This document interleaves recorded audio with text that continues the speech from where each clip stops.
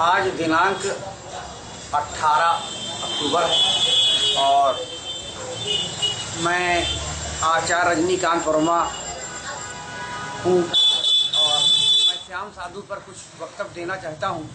श्याम साधु निश्चित रूप से मसीहा है और इन्होंने जानवरों की बड़ी भारी सेवा की है। जो भगवान बुद्ध ने जीव मात्र की सेवा की वो इन्होंने किया है। और एक आश्चर्यजनक तथ्य है कि इनके यहाँ प्रत्येक शनिवार और मंगलवार को कोई न कोई बीमार और घायल बंदर आता है जिसकी ये सेवा प्रशंसा करते हैं और बड़ा ही अच्छा कार्य करते हैं। हमने अपनी एक कहानी जिसका शीर्षक है सारा जगत चमार, उसमें श्याम साधु को भी हमने एक पात्र के रूप में प्रस्तुत किया है। इसमें श्याम साधु एक कुतिया और एक पिल्ले की रक्षा करते हैं और ये दिखलाते हैं कि वो श्याम कुतिया का पिल्ला जो था एक मौलाना के रूप में उसका पुनर्जन्म हुआ था। मौलाना ने जन्म दिया क्योंकि ईश्वर जो है किसी को भी कहीं पर भी जन्म दे सकता है और कुत्तों में भी एकता कराने के लिए उस मौलाना का जन्म कुतिया के पिल्ले के रूप में हुआ। श्याम साधु ऐसे लोग बिरले होते हैं जो जानवरों पर दया करे, जबकि जानवरों पर आजकल दया नहीं की जाती बल्कि उनसे निर्दयता का व्यवहार किया जाता है। और मैंने कई अवसर देखा कि जैसे कोई गधा जा रहा तो गधे को इस तरह से लोग पीटते हैं कि उसकी जान ही चली जाए। और आज जब मनुष्य को पीट रहा है, घर में बाप को बेटा पीट रहा है, बेटी पीट रही है, ऐसी स्थिति में बेटियां जो हैं ये अब एकदम से मुकर चुकी हैं। ऐसी स्थिति में श्याम साधु का आदर्श जो है अनुकरणीय है।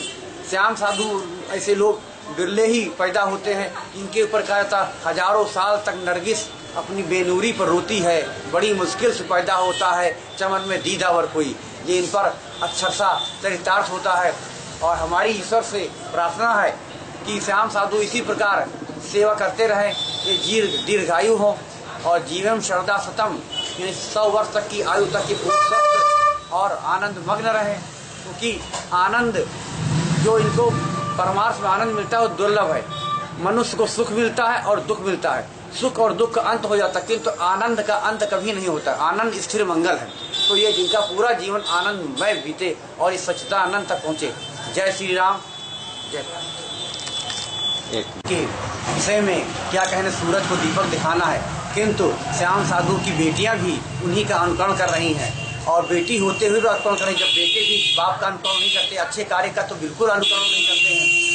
अगर उनकी बेटियां अनुकरण कर रही हैं जो कोई साध्वी भी नहीं कर सकता कि साध्वी अपने मठों में केवल आनंद मग्न में, सुख में और ये सो आराम में पड़ी रहती हैं और उन्हीं प्रवचनों को करा करती जो बार बार लोग कर चुके हैं। पर इनकी बेटियां भी दोनों बेटियां भी आज वो है जानवरों की उसी प्रकार सेवा शुश्रूषा करती हैं जिससे श्याम साधु करते हैं। अभी उन्होंने एक पागल कुतिया की बड़ी सेवा की और उसको बचाया।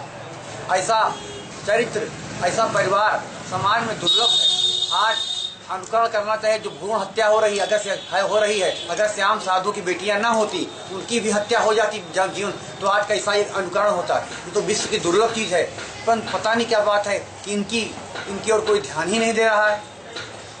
और नेताओं का हो बेवकूफ़ी वाली बातें हो तो उन पर ध्यान दिया जाए। गौ हत्या पर तो चर्चा हो रही है मगर भ्रूण हत्या पर कोई चर्चा नहीं हो रही है। गौ माता की हत्या पर पूरा दंगा फसाद है मगर बेटियों की हत्या हो रही है, उस पर कोई प्रतिक्रिया नहीं। क्या कारण है? बेटियां सिर्फ भार से होती जा रही हैं, अनुकरणीय है। श्याम साधु की बेटियां जो हैं निश्चित रूप से अपाला, गायत्री, गार्गी ऐसी और वाणी ऐसी विदुषी ऋषिका हैं। वेदों में वाणी, मैत्रेयी ऐसे ऋषियां जिन्होंने मंत्र लिखा और ये साक्षात अक्षर से मंत्र नहीं, अपने कर्मों से मंत्र लिख रही हैं और साक्षात ये एक मंत्र ऋषिका ऋषि हैं, ऋषिका है। उनको ऋषिका सा सम्मान मैं अपनी ओर से देता हूँ, सिर्फ जनता और भविष्य भी इनको देखे। जय श्री राम। श्याम साधु की दोनों बेटियां हैं। इन बेटियों के नाम है, एक का नाम गीता है और एक का नाम अंजलि है। दोनों की अगर संधि कर दी जाए तो गीतांजलि हो जाता है। और इनका गीता तो आप जानते हैं, अंजलि को भी जानते हैं क्या है। ये निश्चित रूप से साक्षात ऋषिकाओं का ही नाम हो जाता है। और हमारे देश का अगर पुनर्जन्म विज्ञान सम्मत सत्य है तो कोई न कोई ऋषिका के रूप में ही इन्होंने अवतार धारण किया है। समय आने पर विश्व का कल्याण करने वालियों का जब इतिहास अंकित होगा, उसमें इन दोनों बेटियों गीता और अंजलि का नाम उल्लेख होगा। और निश्चित रूप से ये आदर की पात्र हैं और इन्हें आदर मिलना भी चाहिए और संपूर्ण नारी समाज को इनसे प्रेरणा लेनी चाहिए। जैसे